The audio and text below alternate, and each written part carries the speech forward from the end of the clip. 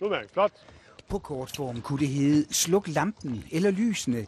En rigtig sjov måde at træne på. Jeg synes, det er fed og alternativ måde at være aktiv på. Mulighederne er mangfoldige, alt efter om man vil træne hurtighed, retningsskift, forskellige muskelgrupper osv. Og det giver meget eksplosivt også. For du skal hele tiden koncentrere dig om, hvor du skal hen næste gang. Og det er jo lidt i håndbold, hvor man ikke rigtig ved, hvad der sker hele tiden. Erik Vej Rasmussens opfindelse hedder Fitlight Trainer. En opfindelse, der har givet genlyd og kunder over det meste af verden, efter det er lagt ud på YouTube. Engelsk fodbold, der har vi Manchester City og Manchester United og Chelsea og Sunderland og et par andre. NBA-hold, der har vi Toronto Raptors, vi har Oklahoma Thunders, vi har Orlando. Og Fitlight Trainer er kaldt den bedste opfindelse siden bolden, Ja, det er utroligt hårdt. og kan ikke alene bruges af sportsfolk. At det er fleksibelt ligesom bolden, det vil sige, at man kan bruge det til alt muligt forskelligt, lige fra en julefrokost over en børnefødselsdag, og så over til rehabiliteringstræning for folk med hjerneskader.